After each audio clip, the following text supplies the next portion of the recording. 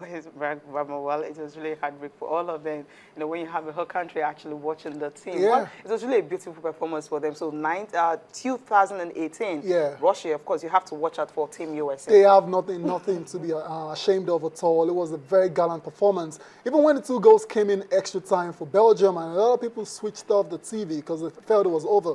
But they didn't give up, and they kept on, and the young star came in and got the goal back for them, and they actually went at it for a very long time. Till the very end. It was end-to-end stuff. Sometimes it was really breathtaking, and I enjoyed it. Totally enjoyed that game, and I can't wait for Friday to come. Yeah, seriously, it's been amazing. It's really been amazing, and of course, and if you check, one man who made 15 saves. That's the highest since 1966. Till now. Yeah, and we thought in a particular game. Yeah, and we thought Enyeama was busy, but like, come on, Tim Howard was a busy man yesterday, because in the first half, the Belgians actually they had them on the ropes. If it was a boxing match, the referee would have stopped the fight long time ago. But he kept them in the game, making series of saves. I actually counted 16. I mean, yeah, 16, 15. That was really officially I counted 16. Yeah, maybe the extra one I counted wasn't considered a save. Yeah, but it was awesome. It was an inspired form. It saved everything that came his way. And unfortunately, he couldn't do anything about Kevin De Bruyne. Special mention to him as well. So the way he took that goal was just very good. The technique involved and the close control and the way he was able to fire it across the goalkeeper. Tim Howard had no chance to save that at all. He didn't have a chance, of course. That was how their heart were broken. Okay, now, one man is actually talking about a penalty. If you want to take a penalty kick, there's actually some tricks you need to involve in it. Remember, some games have been decided via penalty, especially on Saturday, where you have some games decided through penalty. So players need to really see this one, watch this, of course, listen to him very well, and see how you can, take a clue from this. Let's listen to him.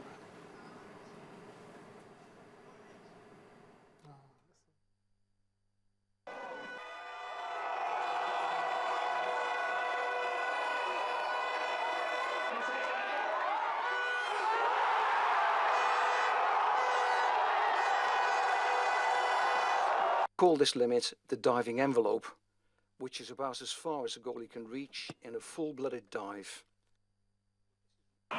The size of the perfect penalty come down to 2 things. If you're mentally in good shape, it's virtually about placement. What we've done in our research at Bath is to define what we call the goalie's diving envelope. It's about the maximum reach he can make, diving in any direction to make a fingertip save. If you can place the ball outside of his diving envelope, you should be successful almost 100% of the time. Penalties, you have to do it committedly. What you can't do is just have a general fun kickabout at any part of a training session. You should be practicing penalties seriously after hard training sessions to replicate 120 minutes of hard football. And then I see no reason why coaches should not be defining the optimum placement for a penalty kick in a goal. Left-hand side, right-hand side, doesn't matter which, but they should be consciously coaching players to pick preferred positions relative to the diving envelope. Well, definitely hope the players will take a cue from that, because quarterfinals, definitely you're going to see more of it. Exactly. You've got to that stage now where everything becomes really tight now. Teams are very cautious, and some teams would rather go into the lottery of penalties, and this is where it comes into play. And it will be very hard. It's easier said for the sports scientists there now, saying all the things about practice. But believe me, on that day, under the lights, in front of thousands of fans, all of a sudden the goalpost gets smaller, and the goalkeeper is looking like Andre the Giant. And you don't know where to place the ball. And you panic. Most of the time you panic. We've seen the best players do it. Yes, of course. Baggio and the likes. And we saw Asamoah Gyan last in South Africa for Ghana. So I understand all this scientific approach to it, but then sometimes it's much more complicated than that. Yeah, I can still really remember vividly the one Sergio Ramos played Champions League, that people said he's still in the orbit, Yeah, he hasn't landed. Yeah, he still hasn't landed. Yeah, so that's the way it goes. And all these players that have missed penalties, they're very good technical players. I'm sure they practice and practice and practice. But on that day, sometimes, man, the pressure can get to you. It can really get to you. And you just fumble. Yeah, that's the way it is. Okay, we'll go for a break now. Of course, we're in the segment here. We'll go for break now for tennis, where Maria Sharapova, she is out. Favorite to win it after Serena Williams crashed out. Because the next person we're thinking may be Rafael Nadal will definitely get back on grass for him to be able to win. Wimbledon, of course, he won it in 2011. That was the last time. And since then, he has not even got to the quarterfinals. Let's just enjoy the highlights of these two big shots who fell last night at the All England Club.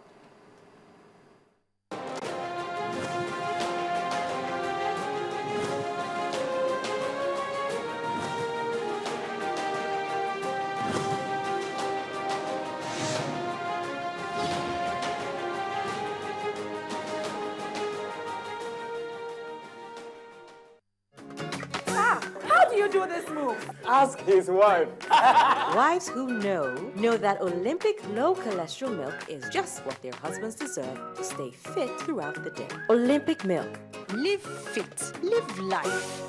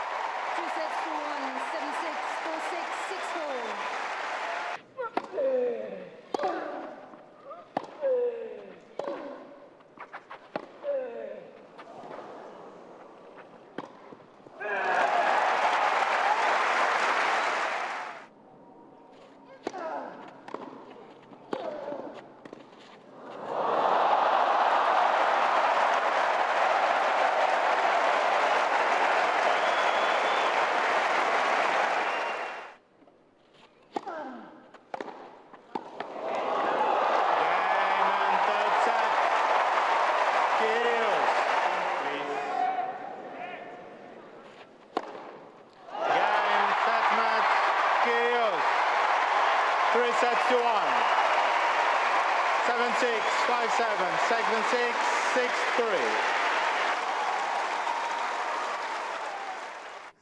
Well, he's just 19 years old, ranked 144 in the year. A former junior champion there at All England Club, and of course beating Rafael Nadal. My word, incredible! What a match! What a player! And the level of confidence they actually show. We just saw that between the legs shot. Like, who does that at 19? And you're playing against the world #1. No respect at all. With 14 Grand Slams. But seriously, awesome performance by Kyrgios there. It was amazing.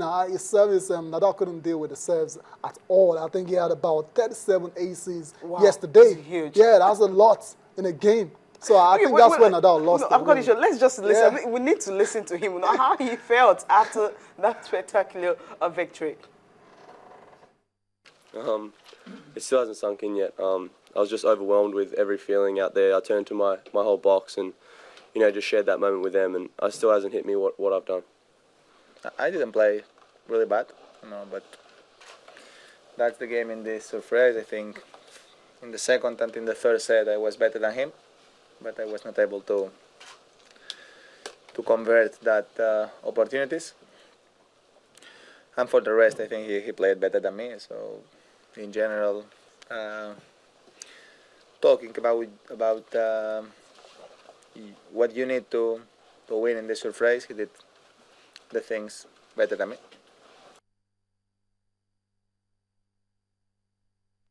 Definitely a huge one there. Huge one. I bet he's still stunned this morning that he's out of the competition. Like I said, I wouldn't really say Nadal played badly. I just thought Kyrgios there was in awesome form, really. Like he was just the better guy on the day. Yeah, 37 aces, and he hits about 70 winners as well. So sometimes you just have to hold your hands up and say congratulations to your opponent, and that's what Nadal has done. Of course, that's a huge one coming from him. Okay, Maria Sharapova also out losing to Angelique Kerber of Germany. Well, she also, I don't know what I felt Maria Sharapova, you know, from the French Open winning that would definitely give her a huge confidence going into All England Club Wimbledon, of course. But for this, after this game, you will just be shocked if he can ever get a second Grand Slam on this court. Nah, she can't.